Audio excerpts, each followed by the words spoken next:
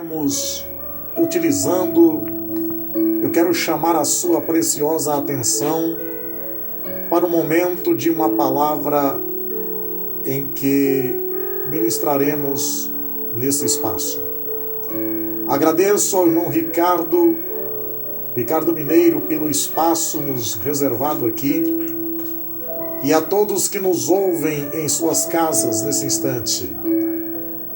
Recebam o meu abraço, a minha sinceríssima saudação a todos os obreiros da cidade de Ibiúna e a todos os jovens e adolescentes e pessoas da meia-idade. Eu quero convidar a você que tem a sua Bíblia para fazer uso. Nós estaremos trazendo aqui uma palavra que está inserida no Salmo 101, apenas o versículo 6, que diz assim: os meus olhos procurarão os fiéis da terra, para que estejam comigo. Ao que anda no caminho reto, esse me servirá.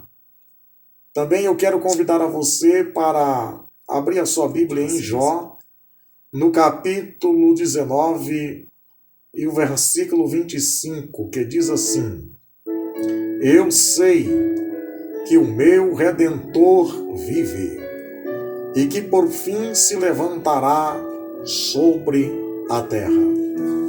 Meus amados, eu quero nesta hora tão sublime e sagrada trazer-vos uma palavra baseada no tema perdido no deserto e achado por Deus. Há vários tipos de deserto em que nós somos sujeitos a enfrentar. Nós vivemos em um país que já ultrapassa uma população de 210 milhões de brasileiros. Vivemos em um solo chamado solo terráqueo, nas quatro extremidades da Terra. Quando eu falo disso, estou falando do sistema mundial, que já ultrapassa os 6 bilhões de habitantes, de seres humanos, em todo o globo da Terra. Aí você me pergunta, mas o que isso tem a ver com a palavra que você acabou de citar? O que isso tem a ver com o texto que você destacou aqui? Já eu vou chegar lá. O que eu quero dizer é que você não precisa ir muito longe para identificar quem é que sofre problemas. Quem na nossa atualidade não tem nenhum problema pendente? É impossível você se deparar com alguém que não esteja enfrentando algum problema. É natural você chegar para cumprimentar alguém e perguntar a ele: irmão, está bem com você? Como é que você está? Tudo bem? Como é que está a sua casa? Como é que está você? Naquela cumprimentação que você faz, naquele cumprimento que você vai demonstrar àquela pessoa e perguntar se está bem, ela vai dizer que sim. Só que esse tudo bem que ela vai dizer que está tudo bem, ela vai colocar uma vírgula para apresentar um problema. E que problema é esse? Alguém vai dizer assim: o meu parente me desprezou, a minha mãe me rejeitou, o meu pai me mandou embora de casa. Quem sabe eu posso estar falando com uma mulher que nesse momento está aí chorando dentro de casa e perguntando para si mesma o que foi que eu fiz para merecer a tamanha decepção. O que foi que eu fiz para merecer ser decepcionada desta forma? Porque foi traída, o seu cônjuge decepcionou, e como se não bastasse, pegou a roupa e foi embora de casa, abandonou, rompeu com os laços do matrimônio. E quem sabe eu posso estar falando com uma mulher desta forma que esteja chorando aí na sala de sua casa e dizendo: a vida para mim não faz mais sentido, a vida para mim perdeu a razão, Quem sabe eu posso estar falando com um homem que nesse momento se encontra desnorteado, porque a companheira disse que não o quer mais.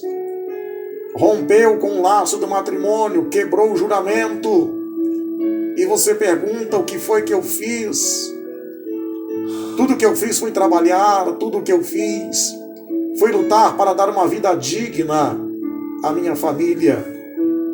E eu não sei por que razão eu estou sendo abandonado desta forma. É um tipo de deserto em que você pode estar enfrentando. E eu já vou destacando aqui nesse momento que há o deserto do abandono, há um deserto da solidão. Quem nunca viveu em uma tremenda solidão? Há momentos que você procura um amigo para desabafar e você não encontra. O deserto é assim. No deserto não tem água, no deserto não tem pão, às vezes no deserto você não tem cobertor para aquecer o frio. No deserto, às vezes, você não tem um refrigério para trazer um certo conforto no calor mais terrível da alta temperatura em que você estiver enfrentando. No deserto, você não vê alguém que vai à sua ou em sua direção para te abraçar. No deserto, você não encontra alguém para te dar uma palavra de incentivo, porque isso aconteceu com Elias. Quando ele ficou sabendo que Jezabel procurava para matá-lo, porque ela ficou enraivecida, porque ele venceu os 450 profetas de Azera e os 450 profetas de Baal. E isso fez com que ela estimulasse a sua fúria e mandou uma carta dizendo para ele que da mesma maneira que ele fez com aqueles homens, ela faria com ele também. E ele procurou se afugentar. Naquele momento ele se viu em deserto, não tinha ninguém para dar uma palavra para ele, mas o que aconteceu? O Senhor compareceu no deserto para falar com Elias e dizer: Elias, o que faz aí nesta caverna? Elias responde: meu Senhor, mataram todos os teus profetas e apenas eu permaneci vivo, mas eu não quero morrer nas mãos daquela incircuncisa.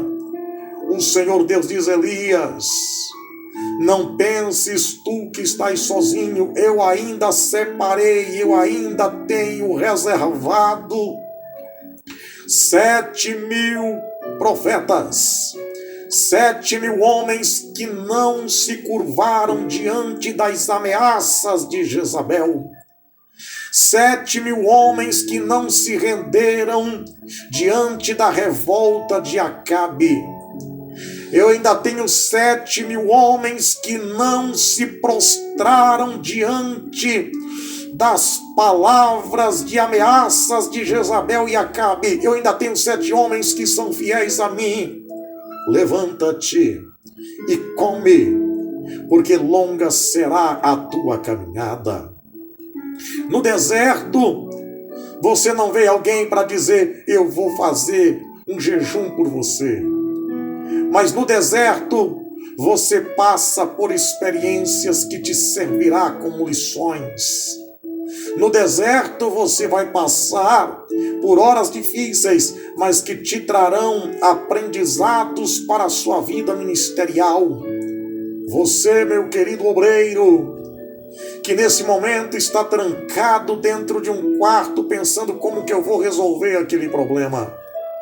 Como que eu vou resolver aquela causa? Quem sabe eu esteja falando com um obreiro que foi acusado do que não deve.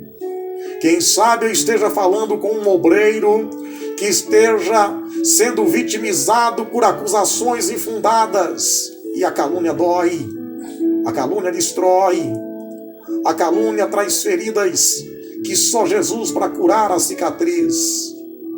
Mas nesse deserto há um Deus que não te esquece, há um Deus que não te despreza, Há um Deus que não vira as costas para você.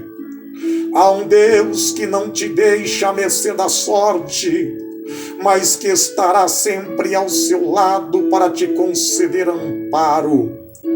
Quando o Senhor Deus faz uma pergunta para Isaías no capítulo 49, e o versículo 15, ele pergunta a Isaías, dizendo: Isaías, porventura, pode mamãe esquecer do filho que amamenta, sem de que se compadeça dele?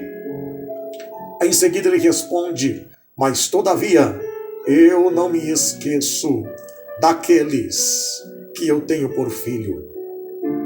Deixa eu te falar, quando eu falo de deserto, estou falando de tribulação acirrada. Aqui nós destacamos o texto do livro de Jó. Quem era Jó? O homem mais rico do Oriente, um homem abastardo de tudo, um homem que tinha uma vida de uma posição social elevadíssima. A Bíblia descreve que ele era o homem mais rico do Oriente, ele habitava na terra de Uz. E o que acontece? Só que Jó não se prendia naquilo que ele possuía. Jó não se prendia nos bens que ele tinha, porque ele sempre tinha um espaço para Deus. Por que tem pessoas que Deus não tem como abençoar ela? Porque se ela for abençoada, ela esquece de Deus.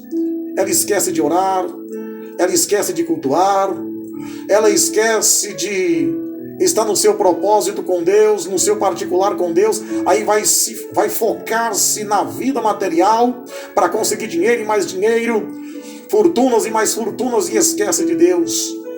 Mas Jó tinha um coração desprendido disso. Era um homem rico. A história descreve que ele tinha 7.000 ovelhas, 3.000 camelos, 500 juntas de bois, 500 jumentas e 10 filhos. A família de Jó era uma família bonita, era uma família bem estruturada. Jó era feliz em tudo, mas em tudo ele sempre reservava um tempo para Deus. E observamos que a Bíblia também descreve que Jó sempre oferecia oferta de sacrifício ao Senhor pela vida dos seus filhos, porque ele não sabia o que os seus filhos estavam fazendo na sua ausência. De repente, os seus filhos pudessem estar fazendo algo que contrariasse a Deus, e para que os seus filhos não fossem punidos, o que Jó fazia? Como pedido de perdão a Deus, ele oferecia a Deus oferta de sacrifício. Ele oferecia a Deus holocausto, para que Deus viesse a perdoar os seus filhos se porventura eles estivessem em pecado contra Deus.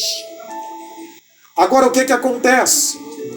Satanás, o arqui-inimigo de Deus, ele nunca dá-se por vencido, e uma coisa que ele tem ciúme é quando ele sabe que o homem tem possibilidade de ter comunhão com Deus. Há uma coisa que Satanás fica enraivecido quando ele vê a sua comunhão com Deus, a sua intimidade que você tem com Deus. Porque ele perdeu a intimidade que ele tinha. Mas você tem o privilégio de ser amigo de Deus, de ter comunhão com Deus, porque os seus pecados foram perdoados. Você foi absorvido pelo sangue de Jesus Cristo que foi espargido no Calvário. E quando Satanás faz o seu passeio, ele foi até o espaço ter com Deus. E Deus pergunta para ele: de onde vem, Satanás? E ele responde dizendo: eu passeei pela terra, fiz uma grande trajetória, eu rodeei pela mesma. E Deus então faz uma pergunta para ele: nesse teu trajeto, nesse teu passeio, tu observastes um servo que eu tenho, um homem íntegro, um homem fiel, um homem reto, um homem que desvia-se do mal, um homem que sempre tem tempo para mim. Isso foi um tapa na cara do adversário. Isso foi um tapa na cara do inimigo, porque naquele momento ele viu que o seu relacionamento com Deus foi cortado. E ele responde com grande fúria, dizendo: ele tem razão de te servir. É claro que ele te serve, tem tudo o que quer, é um homem rico, é um homem bem estruturado, tem uma família bonita. Agora permita ele ser provado para ver se ele não blasfema de ti. Permita ele perder tudo quanto tens para ver se ele continua sendo fiel e íntegro como o Senhor está falando. E Deus conhece a estrutura do ser humano. Ele sabe até que ponto você é capaz de aguentar a prova. Ele sabe até que ponto você é capaz de ser provado e não sucumbir diante da prova. E conhecendo a estrutura de Jó, conforme está no Salmo 103, versículo 14, o salmista diz que ele conhece a nossa estrutura e lembra que somos pó. O que acontece? Deus, sabendo que Jó teria capacidade de suportar, ele responde: pois bem, eu vou provar para ti que Jó é capaz de passar pela prova e não vai arredar o pé, ele não blasfemará de mim. Pode ter certeza disso. Jó é um homem íntegro, assim como ele é fiel a mim. Na bonança, na fartura, ele será fiel também na escassez. Ele será fiel na provação e na turbulência. Eu permito que tu toques em tudo quanto ele tem. Pode tocar. Pode destruir tudo que ele tem. Só que Deus foi falando aonde o inimigo poderia tocar. Deus permitiu ele tocar em tudo, nos bois, nas ovelhas, nos camelos, nos carneiros, até nos filhos e até mesmo na saúde de Jó. Quando Satanás ouviu Deus falar que ele poderia destruir tudo, Satanás não queria apenas destruir os filhos, as ovelhas, os carneiros, os camelos, as juntas de bois e as jumentas. Satanás também queria destruir a vida de Jó, ele queria varrer Jó do mapa. Mas é aí que Deus coloca uma vírgula dizendo alto lá: a vida dele eu não vou te entregar. Na saúde, até na saúde eu permitirei que tu toques. Mas a vida dele me pertence e ela não entregarei em suas mãos. Satanás volta com uma grande fúria, volta com uma grande revolta e começa a destruir. Você já viu alguém receber tanta notícia ruim num dia só? Pois esse foi o dia de Jó. Está ele na sua casa e de repente chega o mensageiro dizendo: Jó, tu acabou de perder as suas ovelhas. Nenhuma das ovelhas escaparam. Todas foram destruídas. Apenas eu escapei e vim aqui para te contar a notícia. Quando o primeiro mensageiro entrega a mensagem, entra o segundo dizendo: Jó, traga uma outra notícia. Você acabou de perder todas as suas juntas de bois. Nenhum boi sobrou. Entra o terceiro mensageiro para dizer: você acabou de perder, Jó, os seus camelos. Os seus camelos foram todos destruídos, eliminados. Entra o quarto mensageiro dizendo: Jó, tu acabou de perder todas as suas jumentas. Nenhuma delas sobraram. Apenas eu escapei e vim te contar a triste notícia. Em seguida entra outro mensageiro para trazer a pior das notícias que ninguém quer receber, principalmente quem é pai. O mensageiro entra dizendo: Jó, eu trago uma notícia mais triste do que as que você acabou de receber. Os teus 10 filhos estavam reunidos na casa do teu filho primogênito. E de repente veio um vento que veio do norte, bateu sobre os 4 cantos, assoprou sobre os 4 cantos da casa. A casa não resistiu, acabou caindo. E os seus filhos morreram todos, e só eu escapei. E vim te trazer a triste notícia. Jó já estava com o coração dilacerado diante de inúmeras notícias que acaba de receber na mesma hora. Não teve espaço de tempo para ele receber outra, foi uma atrás da outra. E o que acontece? Nesse momento, Jó rasga suas vestes e ele se joga ao chão e começa a dizer: Deus me deu Deus tomou. Bendito seja o nome do Senhor. É muito fácil adorar a Deus na bonança, na fartura. É fácil adorar a Deus tendo dinheiro na conta para gastar, tendo um cartão de crédito liberado para utilizar da forma que quiser. É fácil. É fácil adorar a Deus.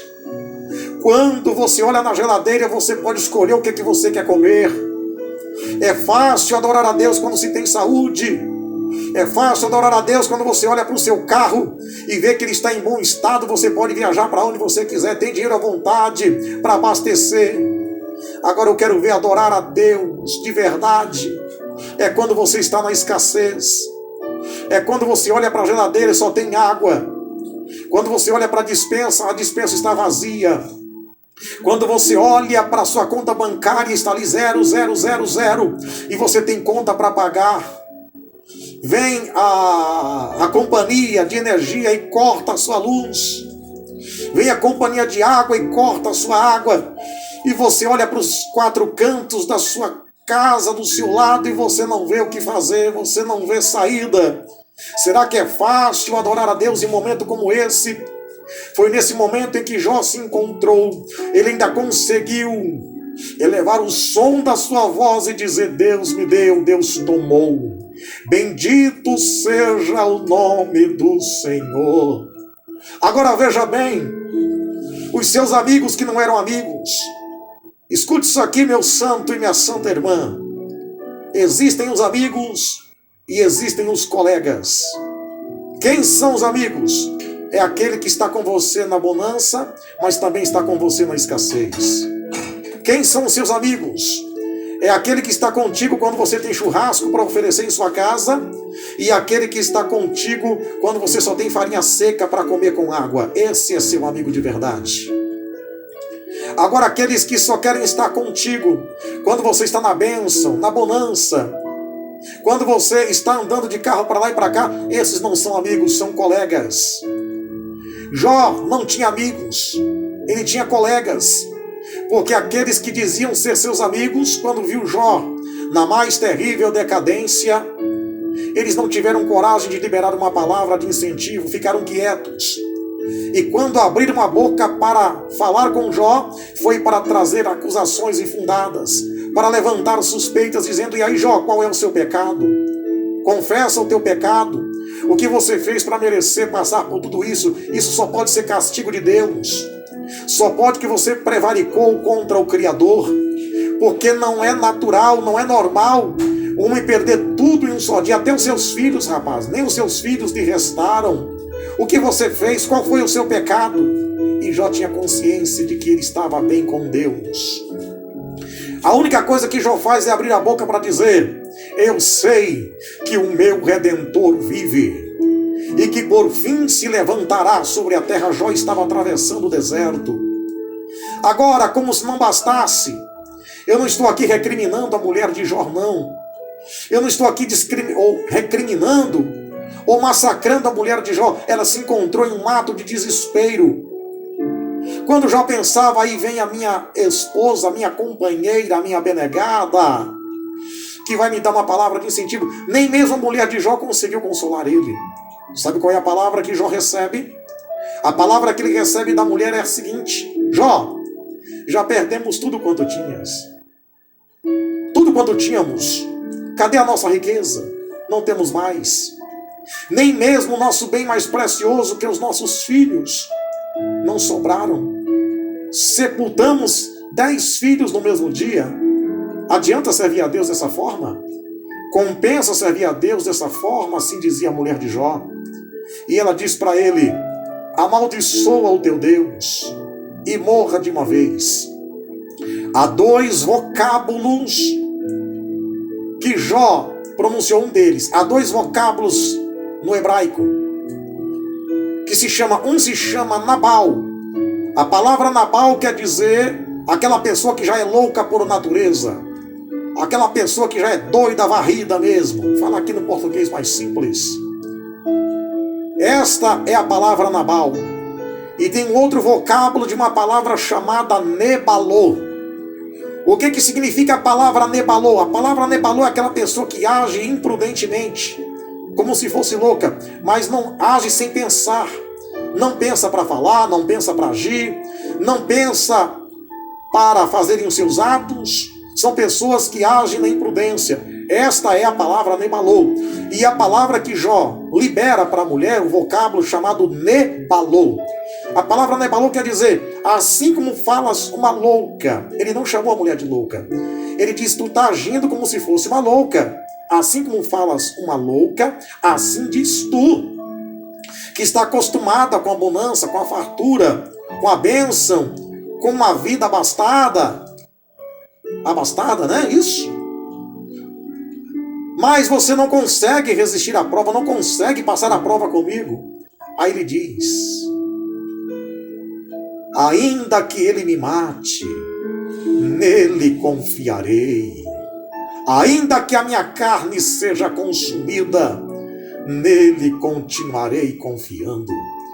Aí os seus amigos dizem, mas a tua mulher está certa, Jó. Vale a pena continuar professando um Deus? Você está na ruína, rapaz. Aí Jó diz, eu sei que o meu Redentor vive. Bendito seja o nome do Senhor. Ele deu, ele tomou. Adorado seja ele, enaltecido seja ele, magnificado seja ele. Diga isso nesta noite. E eu quero dizer para você que não há bem que sempre dure, meu santo irmão.